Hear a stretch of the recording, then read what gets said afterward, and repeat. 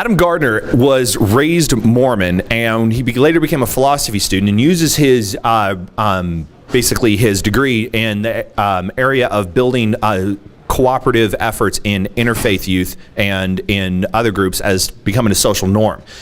He works as a staff for the Interfaith Youth Corps, and he is here to show us what the awesome stuff Interfaith Youth Corps is doing. Ladies and gentlemen, Adam Garner. Look at this on. I'm going to fail terribly at putting this on.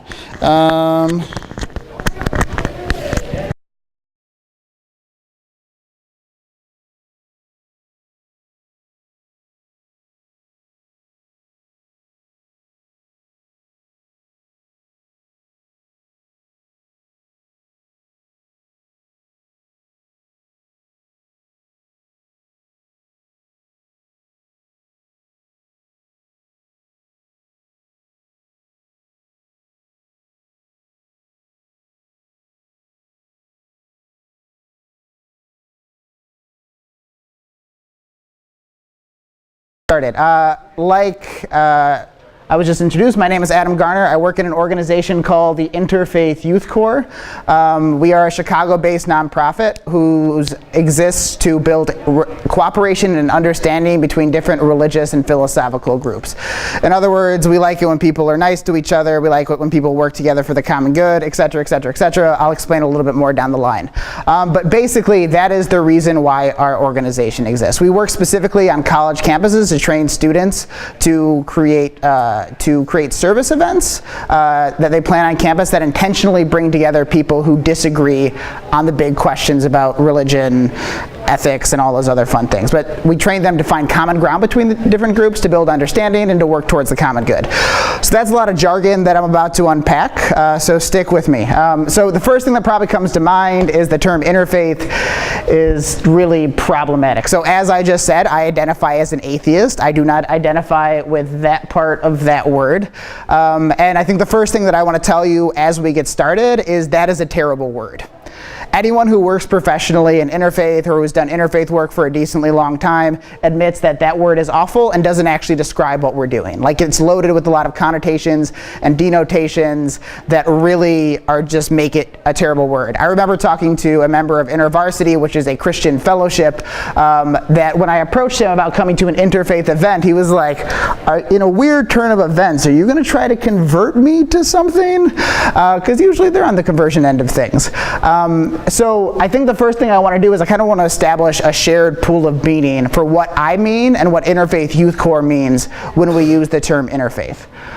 So when we talk about it, interfaith is when people of different religious and philosophical backgrounds come together for common good and understanding. Full stop. That's what we mean. This isn't about finding shared theological tenets. It isn't necessarily about sitting in a drum circle and like holding hands and singing Kumbaya and ignoring really important disagreements that we all have. It's about finding pragmatic and practical ways that we can come together to understand each other and find areas where we can collaborate towards the common good. Everything else out there, because there are lots of different versions of interfaith work that might have their uses, but in particular, I'm interested in the ways that atheists can be involved in this sort of work. So this is just the definition. This is just kind of like the first layer of stuff. So practically, what does this mean? So to me, I draw three things out of that. When you do interfaith work, you build respect for religious and philosophical identity. You find mutually reinforcing, inspiring relationships, and you work for areas around common action for the common good. So there's also a lot of jargon up here that I need to unpack real quick, because especially as an atheist myself, when I see respect for religious identity, I get really anxious. So I was a philosophy major. Debate is a big part of my college career. It's something that I love. It's something that I enjoy. It's something that I think is incredibly important. And the moment someone tells me that I need to respect a religious identity, like my red flag goes up, and I was like, nah, I personally reject faith as a valid way for understanding and coming to find out what's true. So in this particular case, when we say respect, it broadly means not necessarily respecting the person's beliefs, but having a nuanced approach to the way that they see their identity and understanding the different ways that their identity, that other people's religious identities impact them. So for example, as I was introduced. I was raised Mormon, and my mother is a very hyper-conservative Mormon. As you can imagine, this has probably led to many vicious debates because I have various ethical, political, and theological disagreements with her about that. And it's led to many, many, many angry late-night conversations. And with this in particular, I'm not saying that you need to respect people's beliefs in the sense that you're like, oh, your beautiful tradition, it's all so fantastic, but more respecting the ways that they interact with and understand the importance of their beliefs to them. I hope that roughly makes sense. So secondly, a part of interfaith work is having mutually inspiring relationships. So one of the things that I've learned over the course of the last 4 years is that despite very real and important disagreements, I can come to know other people who disagree with me on issues of God and religion and still have amazing things come out of that relationship. I can find things that are inspiring about their religious tradition, and they can come to find things that are inspiring about what it means to be an atheist. And out of that, we can find common ground, and we can start to see each other as human beings, but also learn really fantastic things from each other. And finally, interfaith work is about finding common action, or identifying common action for the common good. So you will be hard-pressed to find someone either religious or non-religious who's like, I'm okay with human trafficking, I actually think it's kind of great. Or people being like, I actually don't think that people in developing nations should have access to clean water. Or people that are like, oh, all of those hungry people, yeah, who cares? Like, there might be legitimate disagreements over to how to address those issues, but these are things that people care about. It's what we call, at IFYC, it's what we call shared values that are shared across different religious traditions. So this is a big sticking point for me that I really want to emphasize. IFYC's particular approach to interfaith is a shared values approach as opposed to a shared theology approach. So we're not really concerned with like people's different conceptions of God, but we're concerned with how do you approach the issue of empathy or compassion or mercy, or what does your tradition say about hospitality and the importance of coming to know other people and helping them in their time of need. So these are kind of like my big 3 guiding principles that I think of when I think of interfaith work. And like this is usually the point in a talk where someone's like, and now you need to do this. But I think it's actually a little more complicated than this. And I want to tell you why before I move into like the reasons why I'm personally inspired to do this. Because I actually had a very messy breakup with Mormonism, if you will. It was something that I had to work through for a really long time, and something that was really emotionally complicated in a weird way. I left Mormonism for very specific, pointed reasons that occasionally still make my blood pressure rise a little bit. So if someone would have told me right after I left Mormonism that, oh, you should go out and like work with Mormons, or you should go out and work with people of different religious backgrounds, I probably would have been a itty bitty bit triggered. I would have been like, nope, not asking me, I'm not doing that. Like, keep it away from me, keep it as far away from me as possible, because that's where I was at the time. And so I really want to affirm, like right off the bat, that this can be hard. It's weird to be in a room with someone who might think that you're going to hell, or someone who's just really confused that you don't believe in God. That can be really, really hard. And so before I start talking, and so as I shift into talking about why I think it's important, I really just want to like throw that out there, that this work can be really difficult sometimes. But I still think that there are really compelling reasons why specifically we as atheists and agnostics and freethinkers can be involved in this. But I'm going to frame all of these from the statements of why I'm personally inspired to do this, and hopefully something up here resonates with you.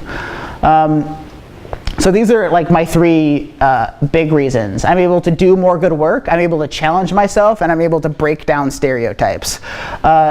So atheists, as you might have guessed, and as you probably talked about this weekend, are a very small percentage of the broader United States population. 2% based on who you talk to. Sometimes that number goes up a little bit, sometimes it goes down.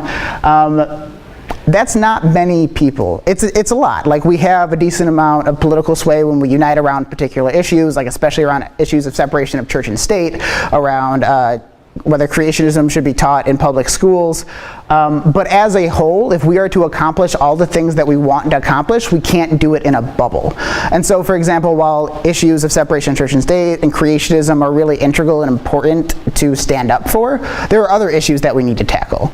So like I talked about before, the issue of human trafficking, clean water access, hunger and homelessness, these are all things that, at least based off of my values that are informed by my atheism, are really, really, really important. And through, these are things that the non-religious community simply can't address by itself just based off of sheer numbers.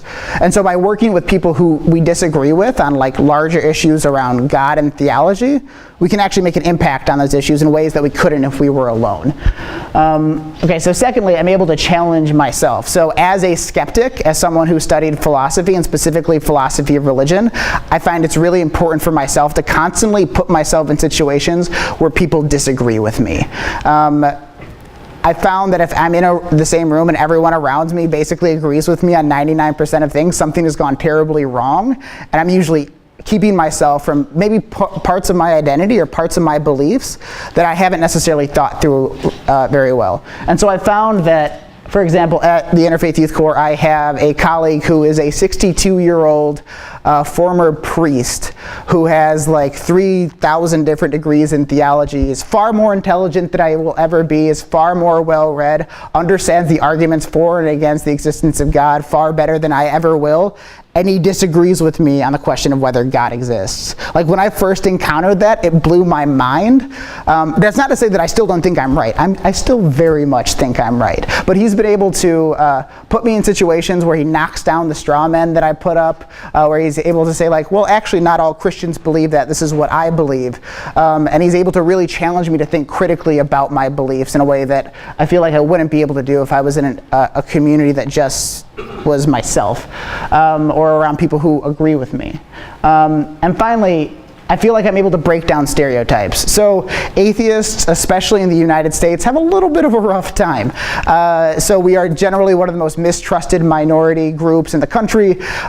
People are routinely kicked out of their homes by their parents for coming out as atheists. Generally, I think there's what, 12 states still in the country where it's on the books that atheists can't run for public office. Basically, we're in a rough place, and I feel like there are a lot of things that contribute to that, but a big part of it are preconceived notions on what it means to be an atheist. And I found that through the last 4 years that I've been doing this, one of the most effective ways to break down those stereotypes is actually get to know people from different religious backgrounds. It's commonly known in social science that if you know someone of a particular background and you have a positive relationship with them, their views towards that entire class of people increases as well. And so I found myself in places where I think my favorite story is I was talking to a student leader from one of our campuses who she'd literally never met an atheist before. She grew up in Jordan. She was a devout Muslim. She grew up in a very small Muslim community in Tennessee and had never interacted with someone who was an atheist before. And she came up to me in the middle of one of our conferences after like hearing me give a short talk on what it meant to be an atheist. And she's like, okay, to clarify, you don't believe in God, right? And I was like, no. She's like, but you do believe in a higher power, right? You just call it something different? And I was like, no. And then she's like, but where do you get your morals from?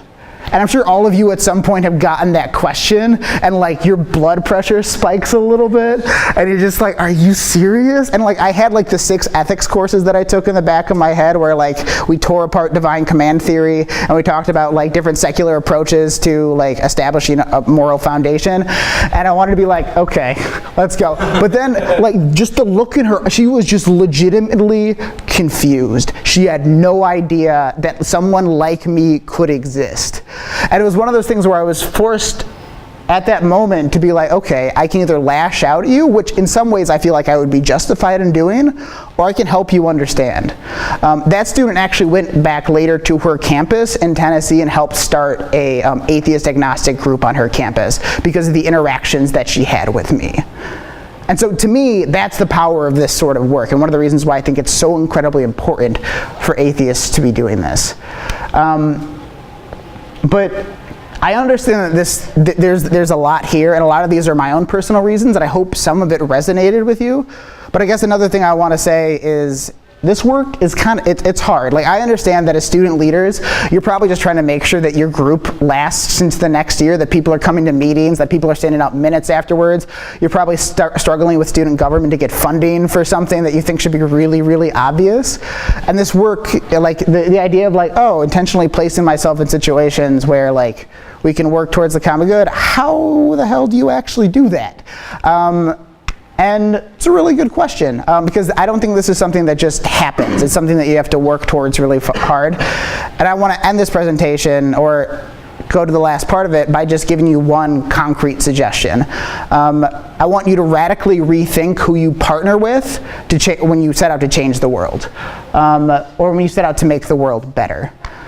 So the next time your group is running a fundraiser to raise money for cancer research, consider inviting the Muslim Student Association, because I can bet you, and I have empirical evidence based off of like the 40 different campuses that I work with, that the Muslim Student Association would love to be involved. The next time you are doing an awareness raising event about human trafficking, be sure to reach out to Hillel, because they would love to be involved.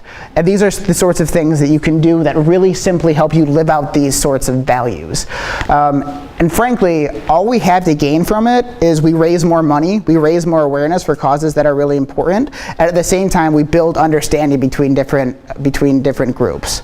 To me, that's essentially a win-win. The powerful thing about approaching this sort of work with this lens is that you're not doing anything more than you would have done in the first place. And I also know for a fact that there are a lot of other smaller religious minority communities who are looking to do service work, who are looking to fundraise, who are looking to impact causes in their local community, but also are not big enough to do it by themselves and would love to partner with other people. So the example that always comes to mind is the Sikh Student Association at the University of Illinois, where I went for my undergrad. They were a small community about, what up, ILL? There you go. They were a small community of about 30 people that really wanted to put on something they called langar, which is a communal meal that Sikhs served for free to feed their local community, but they just didn't have the resources to put it on. And they were ecstatic when my interfaith group reached out to them and asked them if we could partner with them, help them get funding, help them get space, et cetera, et cetera, et cetera. But anyway, that is like one practical manifestation of what this can look like on campus. And secondly, since I'm here on behalf of the Interfaith Youth Corps, I feel like I also have to plug IFYC. IFYC has conferences that we do 4 times a year called Interfaith Leadership Institutes, where it's basically 3-day-long training sessions on how to do interfaith work on campus.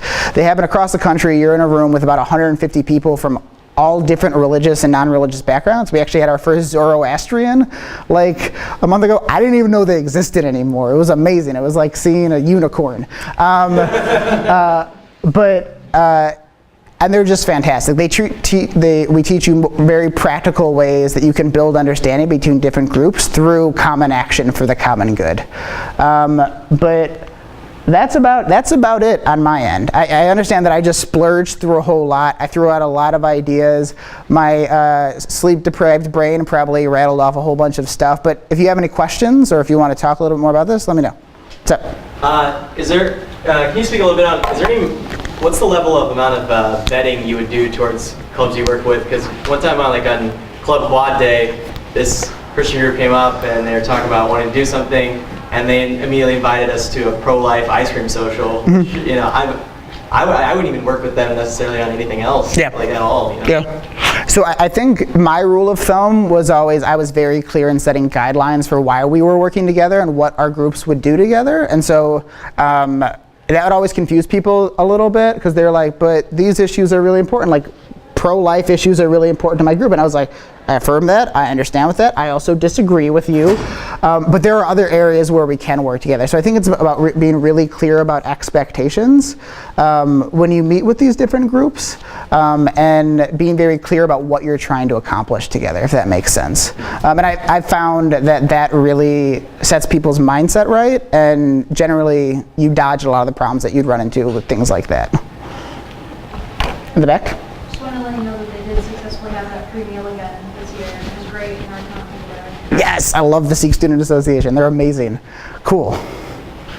How important do you think it is for campus atheist groups, like SSA affiliates, to sort of break out of the bubble and actually do events or activities with religious groups on campus on their own? So I think there are a couple different answers to that. I think the first one is it depends. Like, so if you're on a campus that's actually incredibly hostile to your existence, I could understand wanting to bubble up, because I think a lot of people that come to these sorts of that gravitate towards SSA groups have had really nasty experiences with religion growing up and maybe carry a lot of baggage like I did with them. And so to a certain degree I can understand if people want to bubble up. But with that being said, I think for a vast majority of groups, it's pretty damn important, mainly because no matter what we do, once you leave college, you're going to get to a point where either in your workplace or on a business trip or in your local community, you're going to be interacting with people of different religious backgrounds, and college is a great time to test out what it looks like to work with those people. Like, you're going to run into it no matter what you do, and so, but this is a great time to actually start. How do you overcome like a majority perspective? So like the challenges of a majority perspective against other ideas. Mm-hmm. So give me an example of that. Okay, like just basically, if somebody has a religious ideology and for their entire lives it was an echo chamber, how do you look at talking to that person and say, like, break out of, like, think about that critically and like, break out of it and stuff like that? So I think the best thing you can do in that sort of situation is just let the person get to know you. I go back to the story about the student leader that I worked with who was from Jordan. That was the situation where her whole entire life she was in that bubble, and just through gentle poking and prodding and through 2 or 3 really good conversations with her, I was able to not necessarily pop the bubble, but allow her to exit it gracefully and see all the different options, and then also see some of, not necessarily alternatives to her worldview, but let her understand that there are people out there that are different than her. And so I think it depends on the situation and on the context, because some people are very radically opposed to that. But as a general rule, if you talk to people and be like, hey, I'd like to work with you on this issue that you're really passionate about, that I'm really passionate about too, generally that is a softer way to pop that bubble, if that makes any sense. So do you have to be in the terms of an organization? Can you as an individual in other organizations, like, I don't know, for example, like medical organizations if you're a medical student, or engineering associations if you're engineering, are there ways to do that as well, or do you not suggest that? No, I think so I actually became a de facto member of the Muslim Student Association at U of I, because I was at so many different meetings, and sometimes I was there in my official capacity, but other times I was there representing other groups that I was with that were fundraising for particular causes. And so I don't think you necessarily need to do it officially as an organization. It helps to kind of have that weight behind you to get people to take you seriously. But if you see like Hillel is doing a fundraiser for a cause that you think is particularly important, there is no harm in asking if you can help in some way, shape, or form.